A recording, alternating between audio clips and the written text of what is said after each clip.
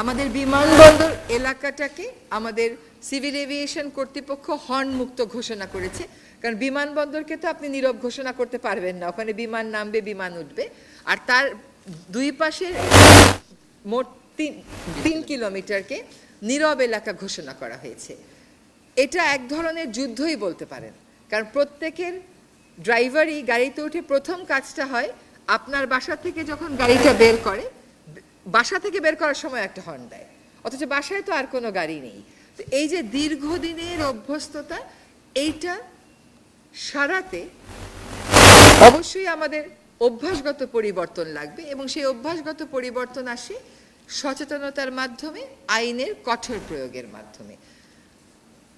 এই উদ্যোগটা আমরা প্রথমে 1 সপ্তাহ চালাবো এই এলাকাতে। এই এলাকাটাকে বেছে নেওয়ার দুটো কারণ আছে। একটা কারণ হচ্ছে যে আমাদের দেশে যারাই বিদেশ থেকে আসেন, যখনই কাস্টমস পার হন, গাড়ির জন্য উঠতে যান, আমার জানা মতে পৃথিবীর আর কোনো দেশে এই রকম হর্নের শব্দ কর্ণকে বিদীর্ণ করে না। এটা দেশ সম্পর্কে একটা নেতিবাচক ইমেজ তৈরি করে। আর বিমানবন্দরের ভিতরের এলাকাটা অপেক্ষাকৃত নিয়ন্ত্রিত হওয়ার কারণে এইখানে আমরা মনে করেছি যে এই বিধিনিষেধটা আরোপ করা সম্ভব হবে, এবং এইখানকার অভিজ্ঞতা নিয়ে পরে আমরা ঢাকা শহরের অন্যান্য মহাসড়কে, হাসপাতালের আশেপাশে, সচিবালয় এলাকায় এই কর্মসূচি চালাবো।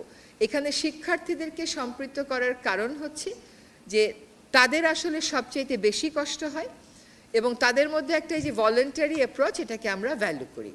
যে ওনারা বিমানবন্দর এলাকাটাকেও সিঙ্গেল ইউজ প্লাস্টিক মুক্ত করার কর্মসূচি গ্রহণ করেছেন। এখানে অনেক বিদেশিরা আছে, তাদের কিছু চাহিদা থাকে, তার জন্য রাতারাতি আমাদের ওটা করা সম্ভব হচ্ছে না, কিন্তু ওনারা কাজটা যে শুরু করেছেন, আশা করি একটি নির্দিষ্ট সময়ের মধ্যে আমাদের বিমানবন্দর এলাকাটাকে আমরা কয়েকটি সিঙ্গেল ইউজ আইটেম মুক্ত দেখতে পাবো।